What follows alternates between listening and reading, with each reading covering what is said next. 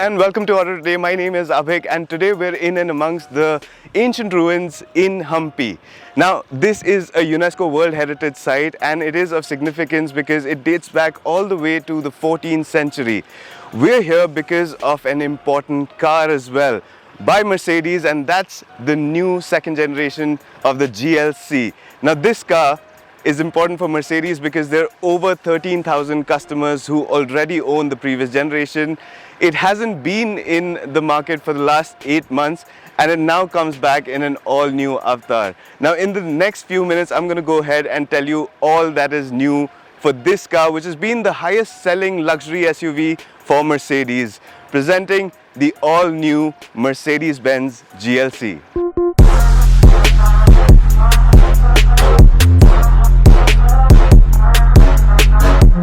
Alright, so first things first, the exterior of the new GLC. Now, as with new cars, the GLC also adopts Mercedes' new design philosophy for the SUV. So it does have more rounded shapes, very evident with this redesigned LED headlamp, which is now a little more rounded, extends into the grille, or I should say the grille is slightly wider and almost joins into the headlamps. The lower section of the bumper is new as well.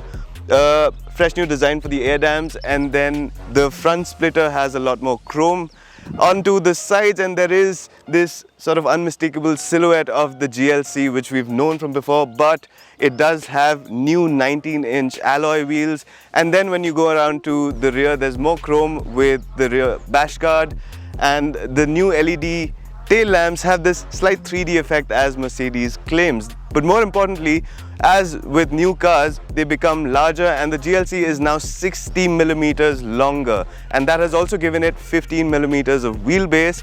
What that translates to is a lot more space on the inside, 70 liters of more boot space, but more importantly, more leg room as well. This is something we're going to check out next, because this new GLC has a lot of interior features that has been added. So let's go ahead and check out what it brings along.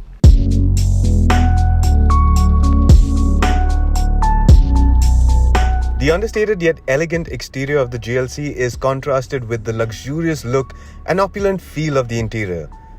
The wooden trim on the dashboard with the pinstriping, the aluminium trims around the window controls, these are all little details which come together to make this cabin exude a sense of quality that Mercedes has maintained throughout the various elements used in the cabin.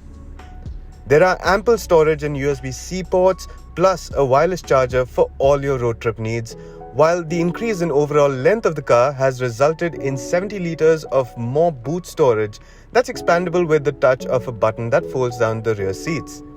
The 12.3-inch instrumentation is customizable and looks crisp, while being well complemented with the 11.9-inch infotainment that has a host of in-car features divided into various menus. The front seats, interestingly, don't feature cooling functions but only heating function, and no massage function either, but Mercedes' seat kinetics somewhat make up for it by minor periodic adjustments to relieve fatigue. There is a dedicated off-road display in the infotainment showing various parameters like gradient angle, roll angle, etc. But a new inclusion is the transparent hood camera, and this is a setting that shows the terrain under the front wheels that's otherwise not visible. Rear seat passengers only get aircon vents and no dedicated aircon zone, but will find themselves seated in comfort with ample leg and headroom. The GLC's cabin is and feels top quality, making it a great place to be in.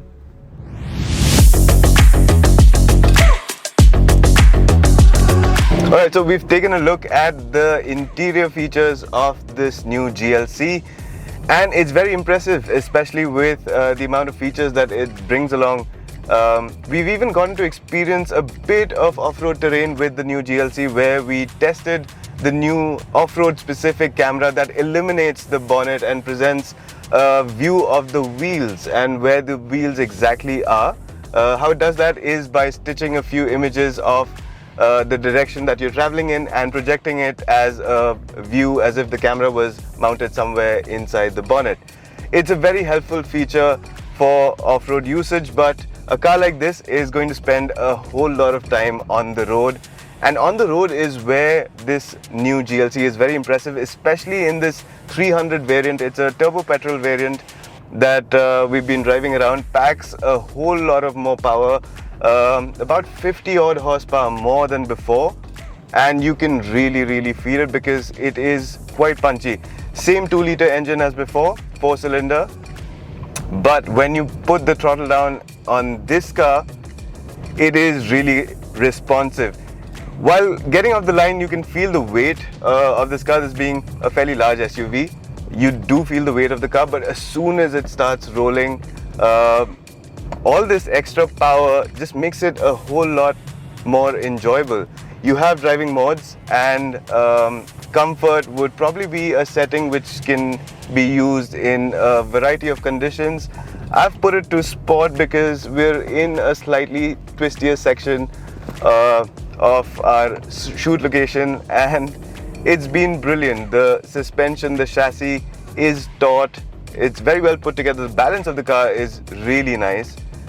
It's very enjoyable to drive, but once you slow down things and you're at regular city speeds, the suspension and its damping is very good as well. There is an ISG or an integrated starter generator that gives you a little bit of an extra boost. Now in this car you get up to 200 Newton meters in acceleration, which means it's a fairly quick car. 6.2 seconds to 100, that's no mean feat. It is a quick car. Overall driving experience is very authentically Mercedes. You are always in control. It's very comfortable, sporty when it needs to be, and thoroughly enjoyable.